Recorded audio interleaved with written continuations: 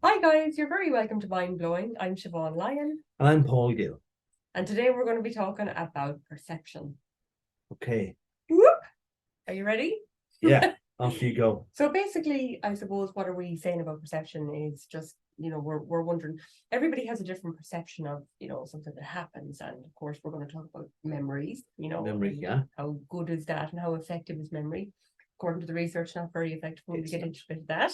And then we're going to talk about the difference between male and female and different things that happen in schools, maybe with bullying and stuff like that as well today. So we're going to cover a good bit around this today. Yeah. I'm very excited. I'm very fascinated with memory because one of the things that I would have studied is false memories. Yes. Where somebody can have a false memory of something. Yeah. And this is quite common because we grew up with the perception that our memory was like a video camera. Yeah. Recorded everything, and then you meet somebody who says, remember that event and whatever. Yeah.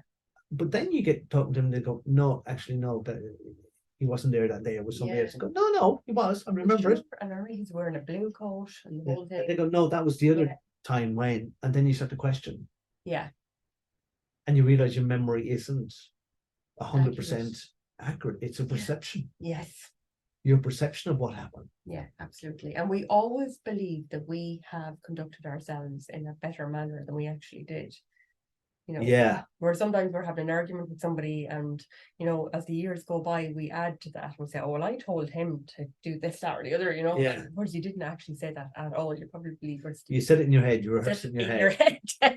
Rehearsed it in your head. But as time goes by, you just forget that, and it's like you actually believe that you said those words when you didn't. But a simple example to illustrate how memory is fallible is that fishing. I like fishing, but there could be guys in pubs up and down the country who 20 years ago caught a fish and it was kind of a certain size, but tonight in the pub they're saying, and the fish was this size and I have to 40-pound weight. I have to dive into the river and push it out, and they've got a truck with a wrench, pulled it.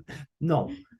We tend to exaggerate, and especially if it makes us look better, we'll exaggerate something and we'll minimize if it goes the other way. Yeah, absolutely. Yeah.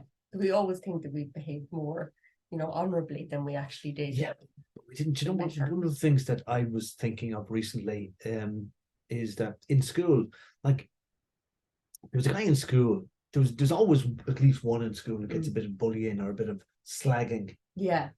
And it's the thing. And I was thinking, I was probably guilty of bullying. I'm not a bully. I absolutely abhor bullying. Yeah. But even in that regard, that can be an indicator that I think that there can be a bully within us all. The thing that you hate the most, you'll see it out there in the world. It's actually also within you.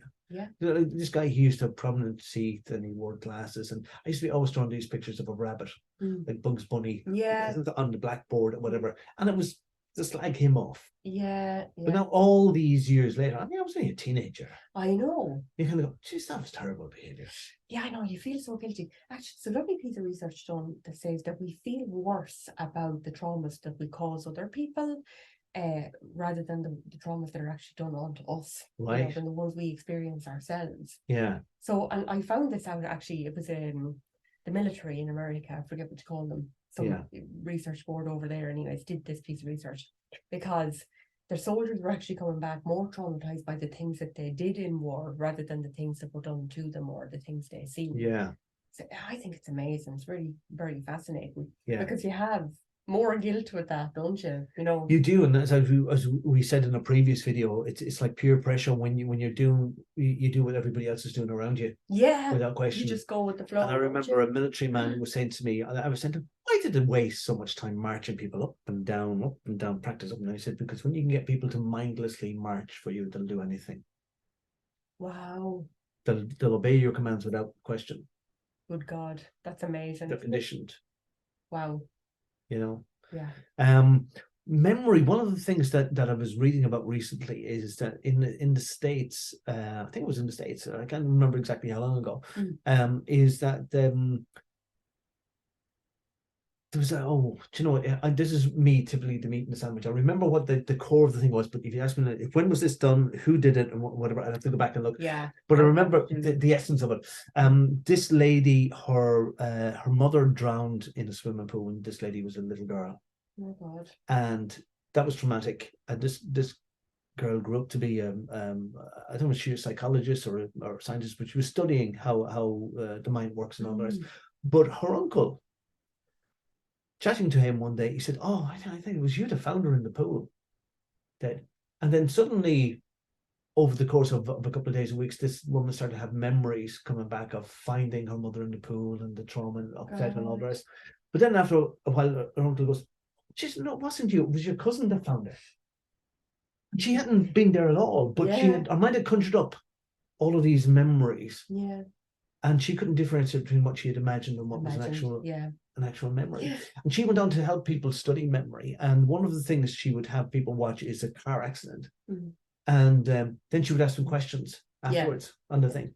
And she found that the language she used would embellish the person's response to memory. So she said to somebody, like, how fast do you think the car was going before it impacted with the bus? And they might give a certain answer. But she said, how fast do you think the car was going before it smashed and careered into the bus? To give an exaggerated answer, because she used the word smashed and careered.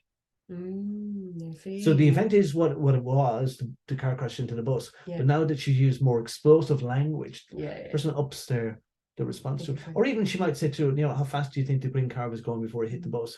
The car wasn't green. It was blue. Yeah, I remember this research. Yeah, they were all those participants were asked a year later then what was their memory of that accident, and they just had completely different things. Some people said it was a red car, other people insisted it was blue. It was just incredible, wasn't it? Yeah.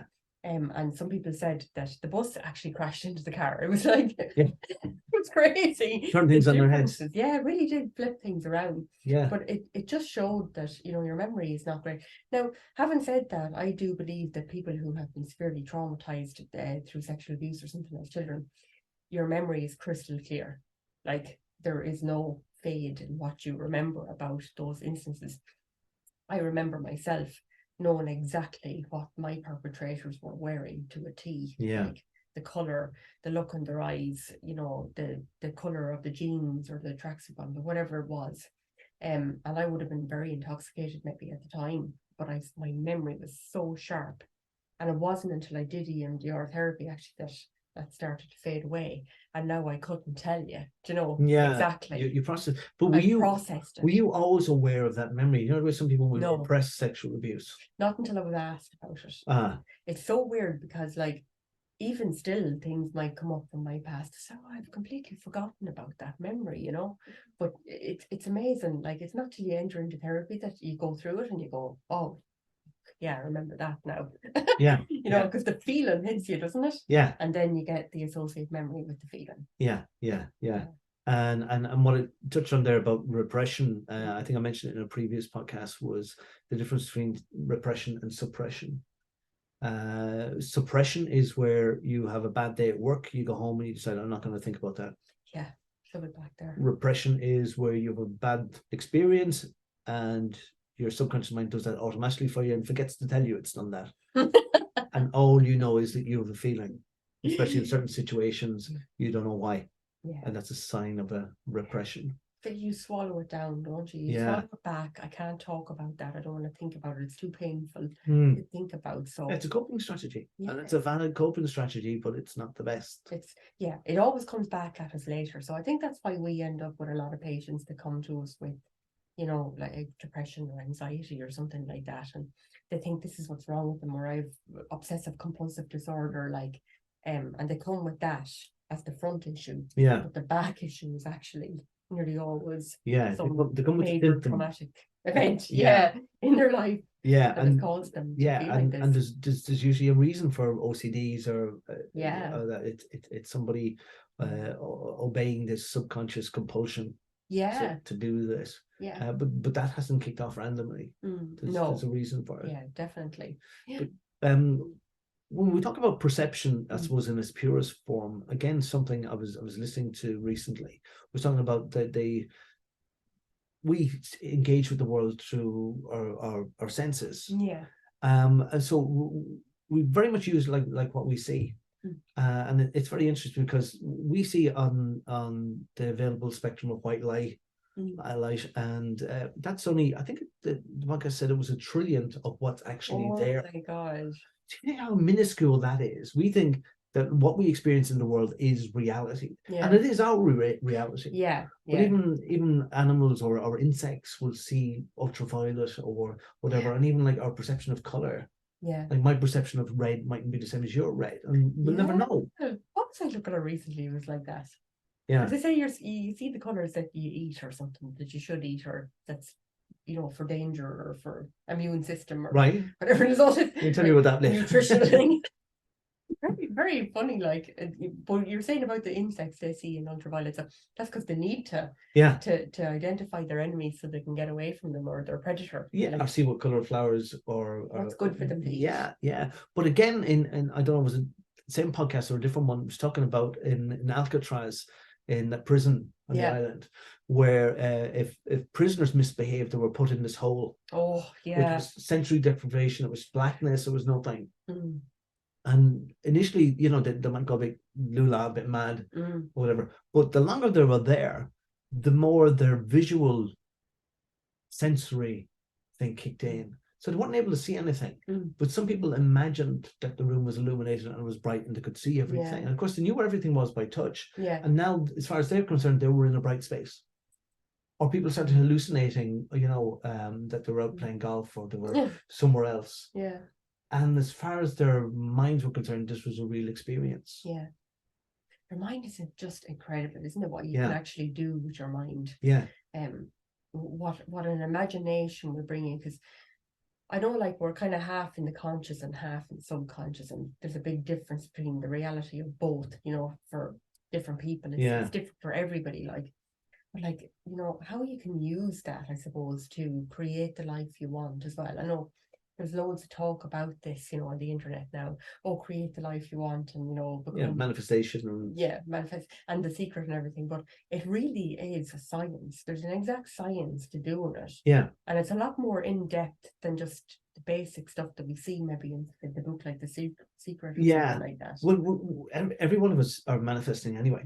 Yeah. So the life you currently have, you have manifested that. Yes. You could blame your teacher, your parents, your circumstances, but you've manifested that. Yeah. So you can go, I don't need to learn how to manifest. I just have to understand why I've manifested what I currently have, and what positive intent it has, because it has a positive intent, and how to then rewire or rework how you're doing this to begin to manifest what it is you do want. Yeah. To me, the mind, there's no clear distinction between conscious and subconscious. You don't kind of go to a level and go, you are now entering the subconscious. It's like being in water, being in the sea, and the top is like the conscious, but as you get down, you're getting into the subconscious. There's no kind of a hard, fast line. Yeah. You float. You're good at this because you do the hypnotherapy, and you kind of move seamlessly between even lucid sleep and dreaming and stuff like that. I wouldn't be skilled at that. So I wouldn't have the same.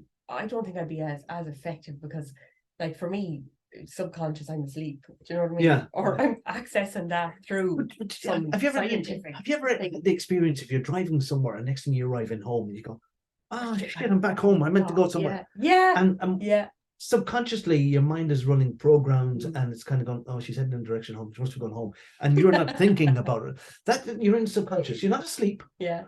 But you're in a subconscious state of mind. Yeah. So there's programs running this way, that way, every way within the mind, and you just have to be. You can be aware of them. This is the thing. I can be very, very aware of what my mind is doing at any time, and it's extraordinarily useful. I don't get lost in it. I mean, I do. I do talk to people. I do. I don't sit in the corner and think, "Oh, it was my night." Conversation. I can drink tea and coffee and all the rest. It is extraordinarily useful that if there's a problem or an issue, to understand why your mind is doing that. It's not doing it to you, it's doing it for you, because there's always a positive.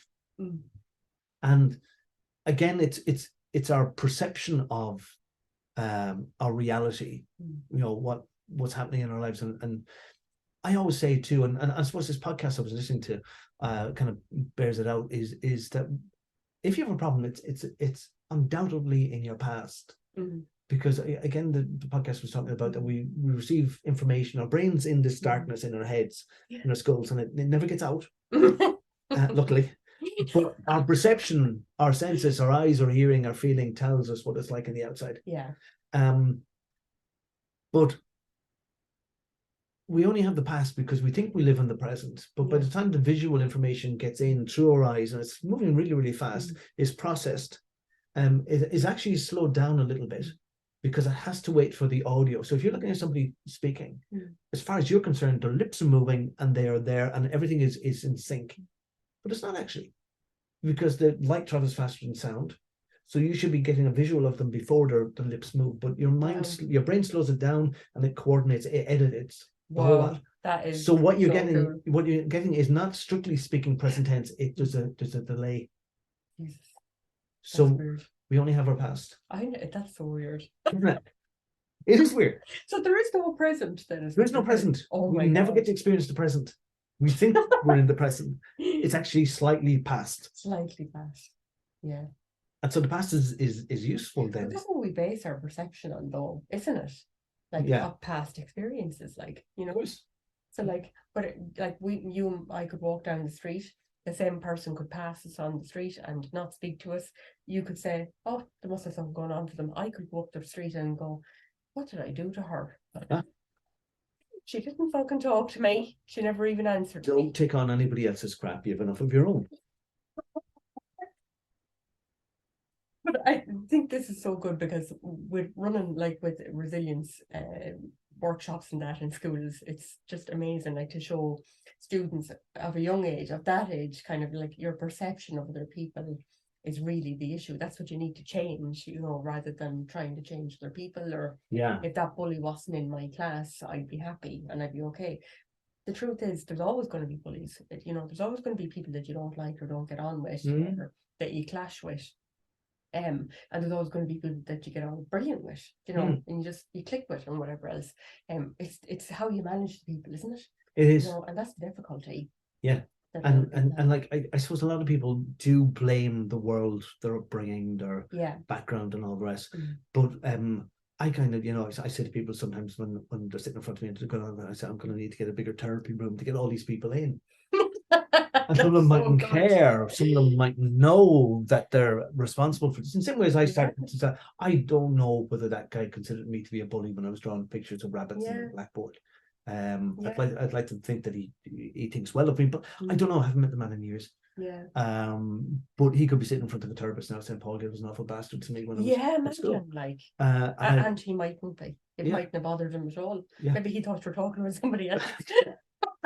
You just like drawing rabbits for some reason. Rubbish, rabbit fetish.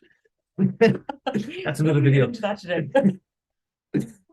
But when you do have somebody sitting in front of you and they realize actually, hold on, the person that needs to be worked on is actually here. It's the person themselves. You kind of go, okay, well, so let's start digging then and see what you can do. Where did you get your perceptions from? How did you say different, isn't it, for, you know, neurotypicals and neurodivergent people like with autism and ADHD, and that their perception is completely different there as well. It is. You know, I'm one of these people that I don't like too busy places. I don't like pubs or places like that where there's music in the background and there's, you know, noise and whatever, because I can't hear conversations. I like to be sitting just talking to one or two people, whatever. It's too busy. I just can't get it. Now, autistic people, I remember it was a Little Aldi, they were doing a promotion there where you could go in and do your shopping in a kind of they'd switch off the flashing lights, switch off the background music. I thought, I like that. Lovely. It was between 11 and 1 or something like that every day. They used to dim down the lights and turn off music and everything for sensory overload. You know? I think that was absolutely brilliant. And it was like when COVID came out then as well, they had a space for people that were older as well, you know, that they can come and do their shopping and not be exposed to everyone else in the community as well. That's just so good, wasn't it? That's really good things. So I suppose I think we're nearly up to time. I know, yes we are.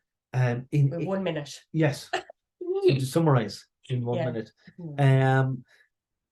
If there's a problem in your life, think about your perception of that problem. If you're not sure what that perception of the problem is, write it down. Write down, pen and paper, what the problem is and why you think that you feel the way that you do towards that problem. and then begin to work through, well, how is it that I feel like that? Again, in a previous video, I would have said if you had an identical twin who experienced everything you experienced, he or she might have a different perspective. Why? Absolutely. Why it's is the that? way you think. Yeah. And then do pros and cons, you know, because often what I would find in my own head is many years ago, I like really ruminate on, oh, she this, she that, he this, he that, you know, and you know, how is that serving you? You know, what good is it doing you? And then you can really start to dig deep and say, well, how do I want to feel about that? What do I want to do? And write that all down. Because there's a thing about writing things down, isn't there? Oh, Be speaking about it or writing it down. you take it out of your head. Yeah, gets out of your head. Really good. Okay, we'll get out of your face. Yeah. End of this podcast. Yes. Like us and subscribe to us, please. Yes, please. And if you have any comments, just pop them down below. Let us know, you know, if there's any questions you have. We'd be delighted to answer them for you too. And thanks a million for tuning in. See you again next week, guys. Bye.